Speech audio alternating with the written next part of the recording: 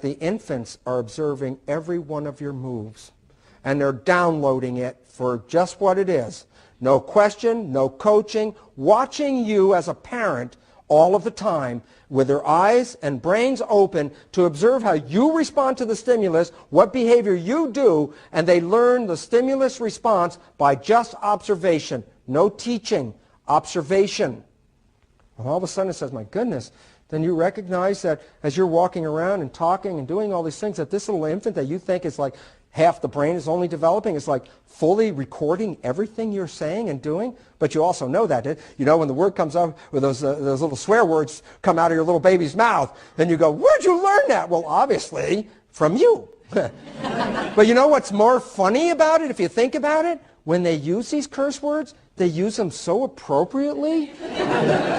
Why? They learned all the nuances they were learning. So here's an important understanding. And it deals with electroencephalograph activity. And it works like this. From before birth to 2 years of age, a child will express predominantly delta activity, which is very low frequency brain activity. When we express that, we're essentially sleeping or not being conscious. Okay? And it doesn't mean the child's unconscious, like knocked out. The child is totally present, but not engaged in what's going on. It's seeing it, observing it, and downloading it, but doesn't like interfere with the download, doesn't say, gee, that was a good behavior, that was bad behavior. It just watches you and learns the behavior. It's not being consciously involved in the learning. Then, from 2 until 6, the brain activity raises a notch into what is called theta. This is like imagination state, twilight reverie, when you're waking up and you're half asleep and half awake and you're mixed between the two. That's theta.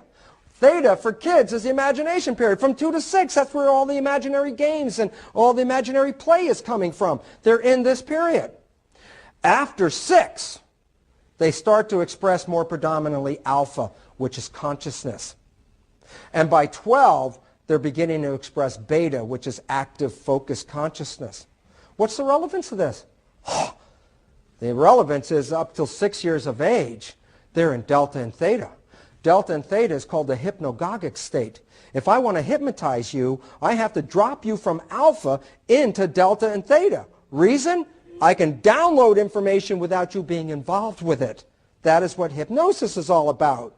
Relevance? Until 6 years of age, the child is in a hypnotic state. Everything you say and do, it's learning, it's watching, it's observing. Until then, until 6, at that point it begins to express its own consciousness, which can still make programs, but then it's involved with the program. Up till 6 is the most important period. The reason is this. This is the period of enculturation.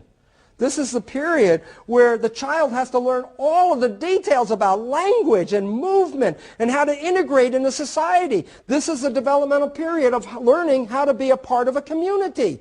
And why consciousness is not involved is it would distort the downloading of this information. So in this time period, the child is completely a tape recorder of all of the behavior it observes from the teachers called its parents. And all of a sudden, you start to recognize a very important problem that's going to happen here, and that is, then you were also programmed between 2 and 6 to have behaviors, and you weren't consciously involved with your own programming. And these are fundamental programs. By the time a child is 6, the parents could be gone. The child will still grow up just like the parents were. Isn't it the Jesuits that said, you give me a child till he's 6 or 7 and he belongs to the church after that the rest of his life? Why? They already knew. I could program it by 6 and after that it belongs to the church. And the reality is, this is important because the child is observing everything you're doing. And then why is this relevant? Well, look at it this way. The mind. What is the mind? Well, there's 2 parts to the mind we talk about. The subconscious mind is the original brain. Consciousness is a much higher level than like primates and, higher primates and humans. For example, we can talk about consciousness. But below that, all the brains are just subconscious. What is subconscious? Very fast processing. 4 billion pieces of information every second. The brain is downloading and responding to 4 billion pieces of data a second. It's very fast. But here's the issue of the subconscious. It's totally habitual. What is in the subconscious is habit. Once it's learned, it will always play the same habit. over and over and over again. Subconsciousness is not consciousness. Consciousness is creative. Subconsciousness are tapes. Where did you get the tapes? Your subconscious was programmed before birth up through 6 years of age without you even being involved. You learned tapes about how to live. After you get past 6, this development of the prefrontal cortex region here, which is where our central source of consciousness comes from, self-consciousness, self-reflection, is an add-on, really. And as a matter of fact, it's an option. A lot of people in this world don't even use consciousness. The reason is you don't need it. I'll give you an example. Once somebody is programmed, and in the old days, remember, people had neurological defects, they'd give them a lobotomy. Lobotomy would cut out this part of the brain. They would lose this. Guess what? They'd essentially carry on with the rest of their lives. Why? Once you learn the program, it's just repetition. Where's your consciousness in most of your life when you're thinking about it? When you're doing day-to-day things, is your consciousness really focused on the task, or is your consciousness frequently thinking about other things? If your consciousness is thinking about other things, get what that means. If your consciousness is engaged with what happened last week or your vacation next month, then whatever you are doing at that time, right at that moment, is not being run by consciousness, it's being run by subconscious. Relevance? When you are not paying attention to your own consciousness, you are playing tapes that are not even yours. And you don't even see it, because the subconsciousness works imperceptibly. It's so fast that it doesn't even engage consciousness. Give you an example. I can wire you up with electrodes to your fingers and then show you a slideshow on the screen. Show you a happy slide, and your physiology will go under a physiological response for happiness and health and growth. Show you a scary slide, and you'll automatically go into a protection mode, a whole different aspect. Here's the point. I can show you a slide so fast, click, click, that you consciously did not see that. And you know what? Your subconscious saw it and engaged in the behavior, and your consciousness didn't even see it. It's called subliminal. What's the point? Well, when you're walking down the street, which is further out in front, consciousness or subconsciousness? Subconsciousness. Reason why? It's scanning 4 billion bits of data in the environment instantaneously and downloading a behavior that your consciousness didn't even see yet. And the behavior that it elicits, is it your behavior? Not necessarily. Could be the behavior you were programmed with. Relevance? You didn't even see it, and you're already engaged in behavior, and it's not even your behavior. And the problem about that is this is where conscious parenting runs adrift here. And the reason is this. I can be conscious and be a good parent as long as I'm conscious. But the moment I'm not paying attention, what behavior am I expressing? Mine or the one I was programmed with? And if the child is watching that, is it watching my conscious parent role, or is it watching the behavior that I'm expressing when I'm not being conscious? Why is that important? Because if it's watching the behavior when you're not being conscious, it's not even watching your behavior. It's watching the program that you got from your parents. And all of a sudden you see the disconnect. Yes, I'm consciously wanting to be a good parent, but the moment I'm not being conscious, the behavior I engage in is not mine either. I'll give you an example if you can see how it works. So it's like a dialogue. Okay, in my conscious mind, I'm talking to you. And in my conscious mind, I might be saying to you, geez, I don't understand why people don't like me. I'm such a lovable person. I try so hard, and I'm trying to be such a good person.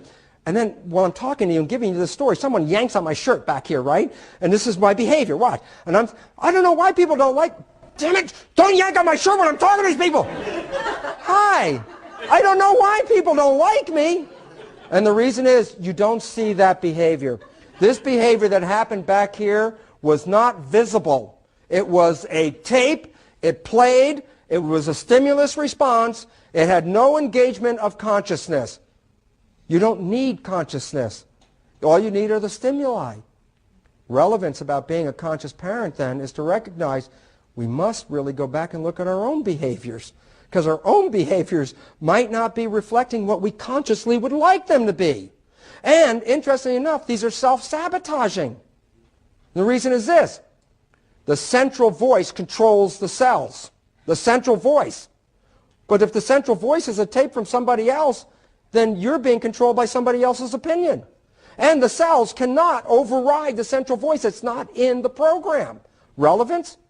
If I am programmed by my child, my father, excuse me, if I am programmed by my father when I'm a child, and he says to me, you don't deserve it, You don't deserve it. You're not good enough. You don't deserve it. He says this on a few occasions. What am I downloading? I'm downloading a belief about what? I am not good enough. That's a tape. It's not my consciousness. It's not me thinking I'm good enough or not good enough. It's a tape. I just learned it. Why is it relevant? I grow up now. I'm going to go to school, and they say there's a track team. And I say, cool, I want to run on the track team. And guess what? I go out to run, and my first race, I'm actually in front of everybody. And the finish line's up there. And as I approach the finish line, I'm having a conflict. The conflict is this. My consciousness said, yeah, let's run the race. My subconsciousness has a program, not good enough. If I pass the finish line and win, I violate the central voice. Guess what? My subconscious will force me or cause me to trip. And I will think it was an accident. Everybody in the stands that watched me thought, oh my God, he tripped, what an accident. It wasn't an accident, it was required. Because if I cross the finish line, I violate the tape. There's a great movie called Shine. And it's a true story about an Australian piano player, David Helfgott. His father, a Holocaust survivor, grew up in the Holocaust situation, survived, and his programming to his child was this: do not stand out. If you stand out, they will see you. If they see you, they will get you. Therefore, be a nothing. Be blending in there, be nothing. That was his programming before 6 years of age. After that, he started getting consciousness, and he started to learn how to play the piano, and he was really good at it. And this is a true story, so the movie is really interesting in this regard. He finally is so good, he gets into piano competition, and it's the best piano player in Australia competition. He picks the hardest piece, a Rachmaninoff piece to play. He's in the middle of playing it, and if you see the movie, in the middle of playing it, he's really going good, and all of a sudden, he starts to get fuzzy, and he's out of body. And what was happening was, his subconscious was trying to throw him out, saying, if you succeed, we're dead. That was the program. So the program was not to succeed. And he kept forcing to stay conscious and play it through. And if you see the movie, it's like in and out, in and out. And right near the end, I mean, it's just about out, and he plays the last note, and he wins. He passed out. He passed right out on the piano, right there. He played the last note, passed out on the piano. When he woke up, he was totally insane. Reason? You cannot force a change in the tape. Now, good news. You can change the tapes, but you can't force them to change. How many have tried New Year's resolutions? You know, my New Year's resolution, New Year's morning, I'm cutting back on food, I'm not going to eat a lot, and I'm going to get more exercise. By lunchtime, when the turkey was done and all the food was on the table, that thing was out the window. I was already back into the other program. You cannot force changes, but please let me tell you this. You can change these. You can change any programming. Consciousness can override nurture any time, but you need to do it with a process. You just can't do it. It's a process of change. Okay?